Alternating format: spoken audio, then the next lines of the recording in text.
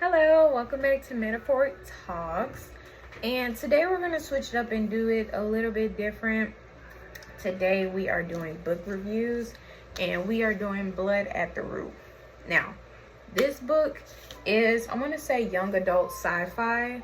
So it's talking about, and we'll go into a full review, but it's talking about magic, it's talking about love, it's talking about adversities. And it's not just like a rom-com, it's not just an action, it has pretty much full of everything. And I want to say it's young adult fiction as well. I don't think these are necessarily based on true events, but this is inspired by a true time period, or the time period it was created is where it's influenced from. So this is one of my favorite books. That's why I wanted to go first. So we're gonna dive right in. So with Blood at the Root, let me just keep it right here.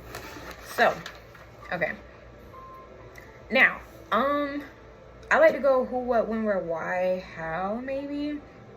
So I think that the audience it influences is people that are very much aware with their lineage, with their legacy, especially African Americans, or people of African descent. So it talks about hoodoo, it talks about voodoo, not necessarily just the practices of it, but it's actually educating what it actually is, which is why I love this book.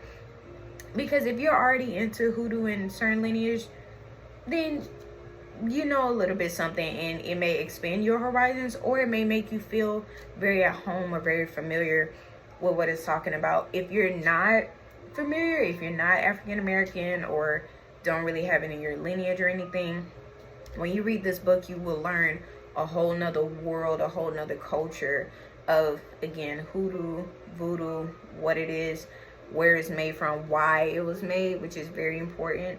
I know that we're in the age of technology, especially with Pluto and Aquarius. This is one of the things that is very on brand with the new age. You know, you can learn about hoodoo and things like that on TikTok, but it's one thing to read, and not only read, but gain wisdom and insight through characters to where it could feel very much at home. I want to say what are my favorite pros and cons of the book. First of all, I feel like, to me, the book wasn't long enough, because I would get so intrigued to the point I was not only reading it, I was also getting the audiobook just to catch up while I'm driving.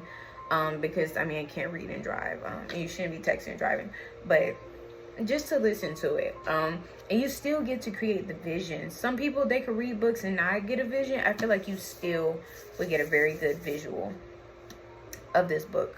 I guess that is a pro. I would say one of my favorite pros about the book is that, I guess I'm touching into one of my other points, but it made me feel very safe, very at home, because a couple years ago I started getting into like my spirituality journey and learning about like ancestors and my personal connection with God and things like that. And I didn't have any grandparents to teach me the ropes, or my family wasn't very much aware. So I was like the first in a long time, or at least in my generation, or in a couple generations, to really get their hands dirty again, or to open their mind and expand it. And this book actually kind of expanded my wisdom. Well, not even kind of, because there were things, you know, as I was reading, I was like, wow, like I really needed it for myself. So I'll go back and highlight or mark it in the audiobook. So that was one of my faves. When was the book made? Not necessarily the date, but when was the book made? And when did I get the book?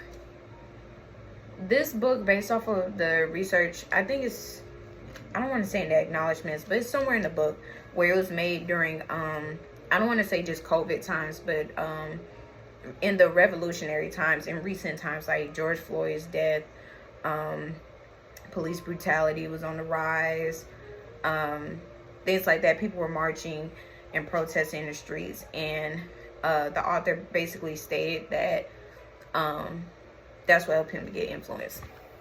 So, when did I get this book? I got this book, I want to say earlier this year of 2024. and I was following the author on social media, and I was like, oh my gosh, the book looks so interesting. Black author, his name is Ladarian Williams. I hope I'm saying that right. And when I looked at, not even just the cover, because I'm the type to kind of judge a book by its cover. It just looks so unique and different. But I was also like, okay, if he's talking about magic, he's talking about pretty much, in a quick synopsis, it's like if Harry Potter was black and went to HBCU, I believe those are his words of even describing it. I was like, I need that book because I love Harry Potter. I love sci-fi. Yeah, bro. So, definitely wanted that. Where was I in the point of my life when I got this book? I was getting out of, I don't want to say a spiritual psychosis, which means like I was just like overthinking and like overdoing a lot with spirituality, or becoming like too hands-on and involved, or just overthinking, obsessing, whatever.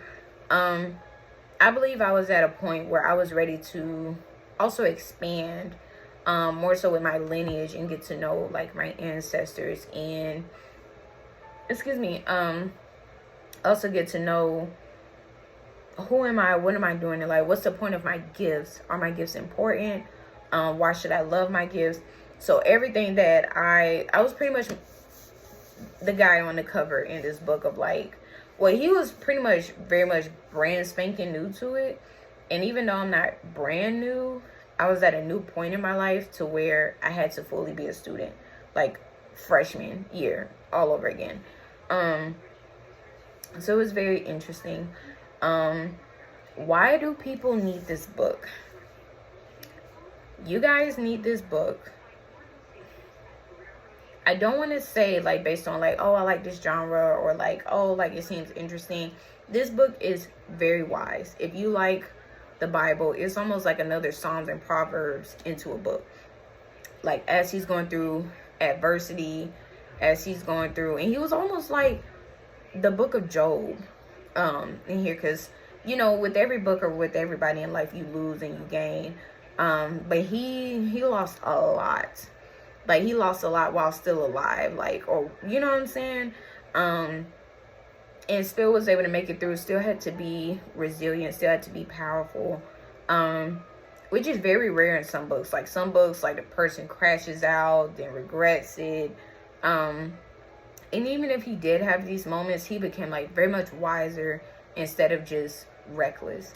And I believe that when you read a character in the book, it can teach you either, or show you, it could show you something within yourself, or it could teach you things about yourself, which is why I think people need the book.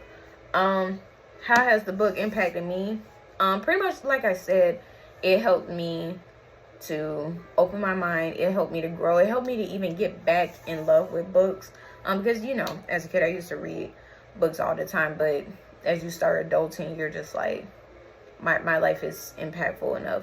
But it really just goes to show when people put blood, sweat, and tears and like just their full heart, and you could just feel the creativity ooze out of the pages, to where I was able to not escape my life, but detach and fall in love with a whole nother character, a whole nother life, to where I'm like, I really would like more.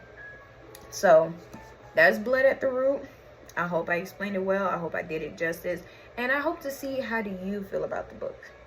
Thanks.